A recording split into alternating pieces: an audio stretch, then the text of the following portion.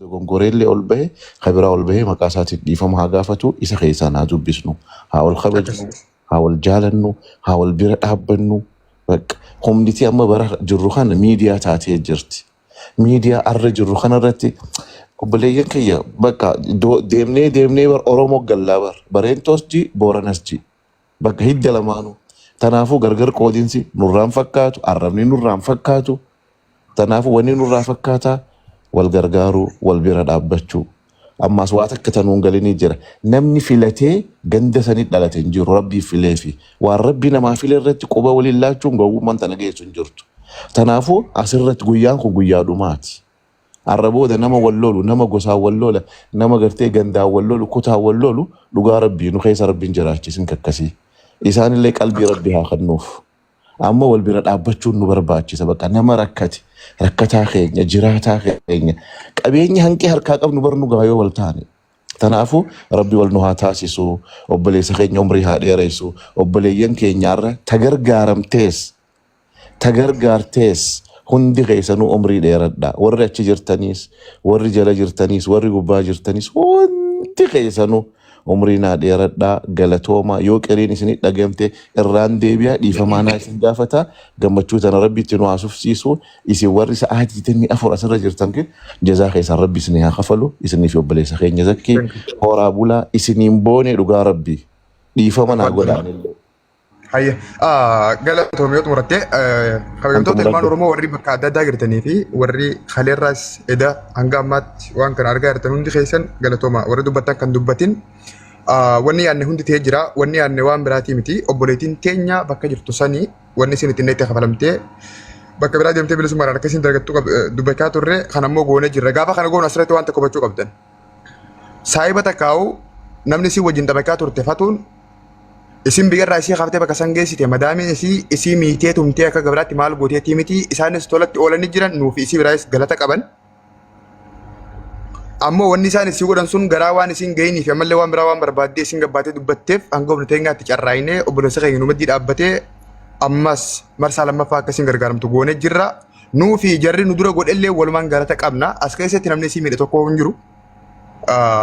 Namni kun hundi asii booda obbolummaa tokkummaa wal jaalala waliin jiraachuu wal kabajuu wal gargaaruu wal guddisuu irraan kaafee wal qoqqooduun hin barbaachisu kun dhaamsuma.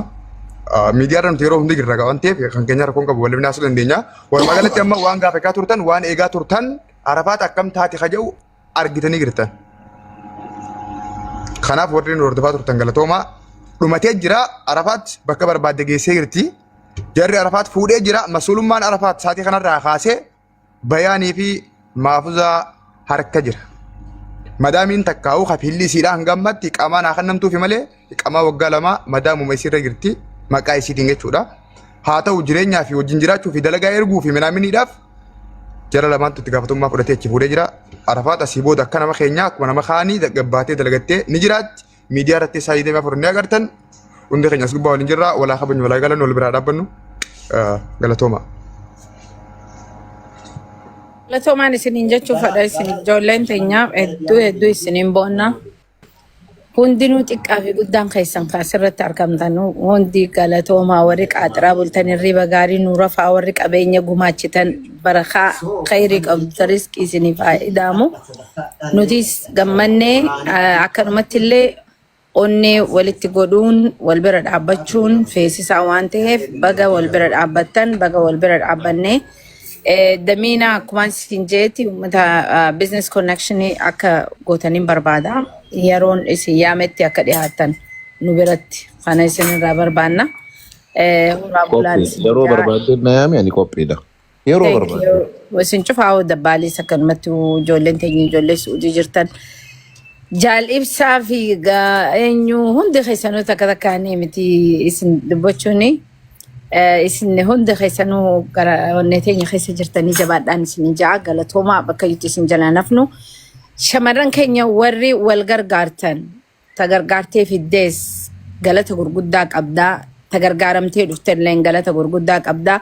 Akkanuma wajjinuu yooniin ani nama takka gargaaree gargaarsa san keessa ani kaniin xiqqoo dallaalummaa harka dhute booda yoo nabbartan natti hin ka'inaa waan jedhu takkaas babal'isiif damiina what I mean is like life is about broker haadhati dalagachuu qabda san uumuudha brokeraa fi agent jechuun waan ta'ees akka gaariitti anaa fi damiinni illee babal'isnee isiniif ibsina thank you isin jaa galatooma oraanaa bulaa deebana baheen jiraan galatooma yaa ati fi damiinni hedduu ulfaadha galatooma. Thank you. Okay, dirree laga harree jaalibsaa dubbachuu dandeessan maakiin teessanii. Sabboontuu Ahmadollaa Galchaa Piliis Dirraa Guutaa akka ibsaa osoo hin dubbanne sabboontuu ol baasii dubbadhu. As galaa illee darbu jirti.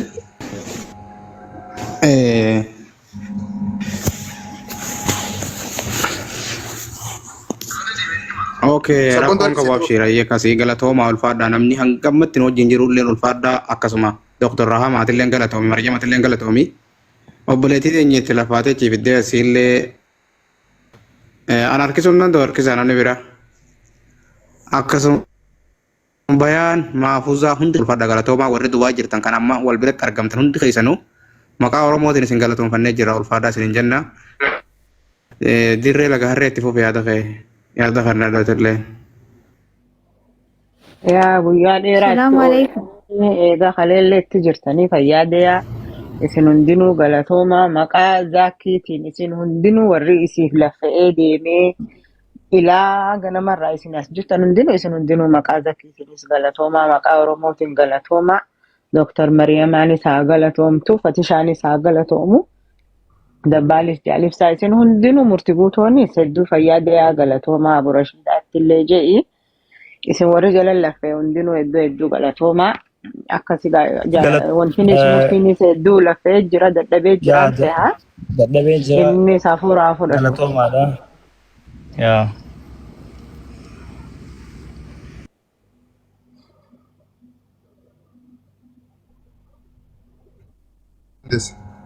Dirree kan deemee sabboontuu welcome. Galatooma akkam ooltan obboleeyyan kiyya nagaa. alhamdulillah sabboontuu keenya adii fayyaadha akka Fayyaa alhamdulillah.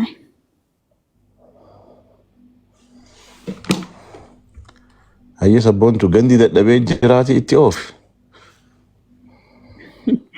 Gandi dadhabee keessattuu murtiin har'as irra oolee edaa sitti ture. Waan boqonnaallee fudhachuu jiru natti hin fakkaatu. Osoo dubbannu ani waan hin dubbachuu fedhu amma wanni dalagame wanti dubbatamuu qabus dubbatame akka gorsaatti gaa bakka ati jirtutti dubbachuun hedduu natti ulfaatanii beeyta. Abshirii. Garuu murtiin kun waan salphaa dalaguutti hin jiru baay'isawee. Ani ammaan tana kan hin dubbachuu fedhu ijoolleen teenya hamaas hammaataas maraataas fayyaas baalagee keenyaas kan naamusa qabuus akkanuma jajjabeessanii itti fufuu qabdi. Akka kana wal gargaaruun aadaa haa godhannu. Akka kana wal yaafachuu aadaa haa godhannu. Akka kana wal bira dhaabbachuu aadaa haa godhannu. Osoo kan nama biraa hin tuqin keenya irrattis xiyyeeffannee waan keessa jirru kanaa fi dhiibbaa fi hammina nurra jirtu tana keessa akka baanutti akkuma kana jajjabaachuu qaba. ture wal beena waan ta'eef kanaaf nuti hammataadha waan qabuu danda'aadha nu nama qeeqanii miti namni nu qeequllee immoo hin jiru okay namnis nu qeequu hin danda'u namni sun abbaa barbaade agartee afaan nutti banu hin jiru jechuudha yoo afaanis taate deebisuu fi dandeenya yoo harkas taane hojjannee itti agarsiisuu dandeenya yoo kennaa maallaqaallee taate asii bakka barbaanne dawwallee nama kadhatuu miti waan kamuu hirmaachuu dandeenya warri nu hin beekne warri abboota keenya hin beekne haasa'uu danda'a nu beekanii jechuudha jabaa ta'uu keenya kanaaf akkasitti abeen homaa wanni nurraa hir'isan hin jiru akkasitti beekaa wal cina dhaabbadhaa ofii wal beekaa sappoortii wal godhaa okay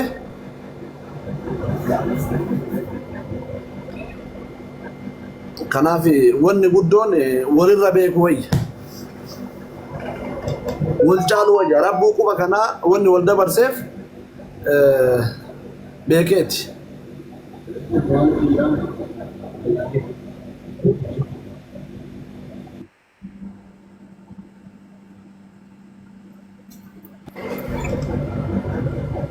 وان دبتو قبدا ساعتي مشراق يا سننجن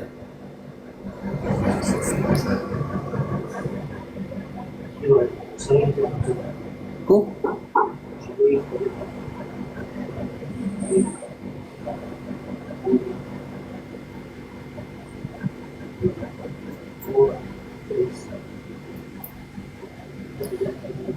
جمال كاميران سدا بنات جوش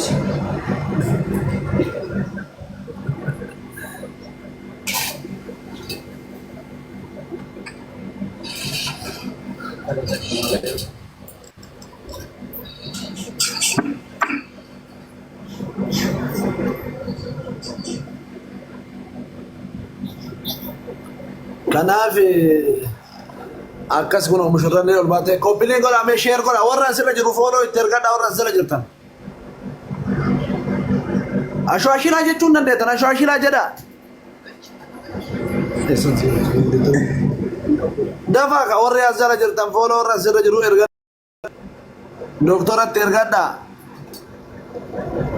gaayis hojjataan jirtanii bar jijjiiramaan jirru nama jijjiira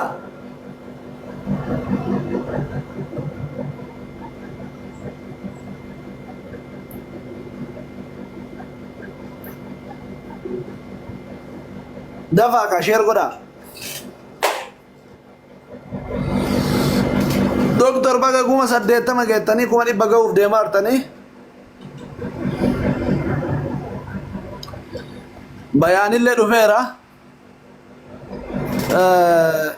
غنزا وسو تلك بنا ورنين كنو ركيتا ما شاء الله دلغني جرانا كنوت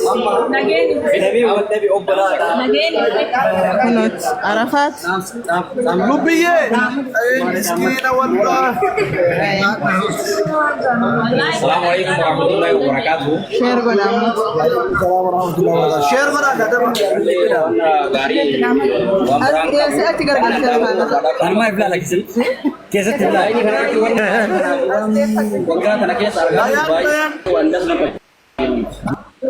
وأنا جالس نما جدود وأنما والله لازم أكمل هذا يا ريت أن يروح الدوام أنا ما قدرنا نموت وأنما تقولون ياسين أصلي شو دم maatiin keenya biyyarratti argu akka malee dirqamaa jira akka malee maraataa jira ka argu amanuu akkaataa oromoon barana wal akkaataa oromoon walirra dalagaa jiru sirrii miti gootee waldaalan karaa baaraa karaa maalii kanaan deemu kaameraa keessan as deebuu dide waan kala walii gallee badaalee qabu qabnu akka oromootitti akka baaree akka arsii akka biyyi maalii waliin taane akka oromootitti namni mootuu baaraa gadi deemee waldara dhugaara ijoollee haadha fi abbaan abaartitu waan kana dalagaa السلام عليكم ورحمة الله وبركاته.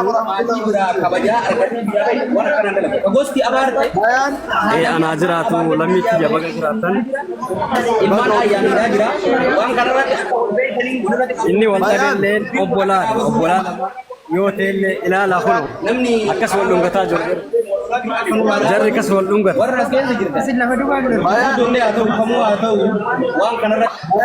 إيه سيدك بونا. Bayan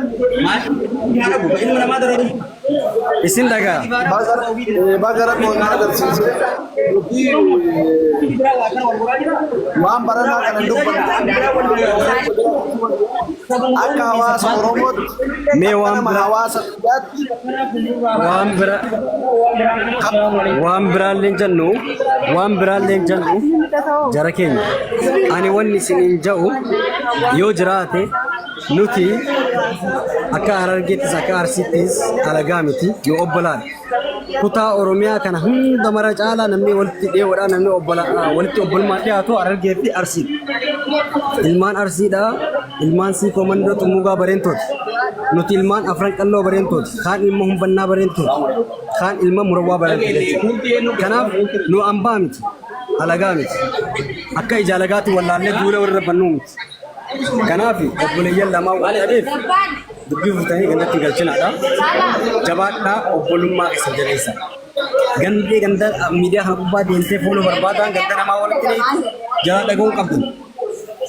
Kanaaf ulfaadhaa isinleen warri hordoftanii Dr. Mariam Allee jajjabeessaa jirtan galatoomaa ulfaadhaa isin jechuu barbaada. Dhiifama godhaa. Wayye. Bayaan. Nuti ummata Imaaraati akka ummata Oromootitti miti akka ummata sabaaf sablammii biyya kana jiruutti kabajaa fi jaalala hojii qabna. Kaamera gara warra.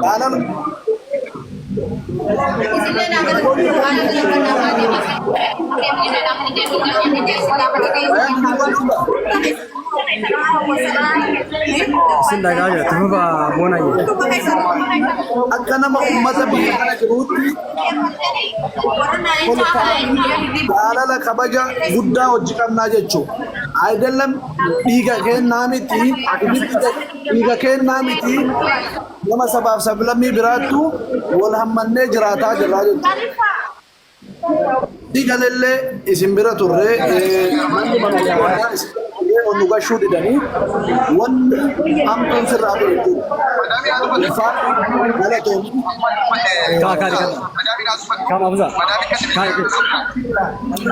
Akkasii mee jabaadhaa ulfaadhaa jarrillee nama hin turanii miidiyaa kana namni nyaataaf dhugaatii dhabee taa'aa ture. Hamza siidhaama. Hamza ana dhaga'u jirta? Nyaata anyaan damma. Wal kabaja ulfaadhaa. Anyaan nu jaalisa. Daniina. Hamza. Isa jirra gaa mana nyaataa kana go'aa jira. Na dhageeffadhu Hamza. Haasa yaasi. Quba itti aanutti osoo nu dhiiga tokko taanu quba itti aanutti hidhanii jedha Oromoon. Badallee gaariin Akkas. quba itti aanutti onni hidhanoonni jedhaniif akka walitti aanuun wal dhooggaa wal gorsa jechuudha. Garuu wanni ani isinirra laale yookiin ani sirra laale takka akka nama uummata biyya kana jiruutti ulfaa fi jaalala kabaja guddaa wal biraa qabna. Hanga eeda gocha san achi keessatti yookiin namni gocha san uume yookiin namni gocha san hojjete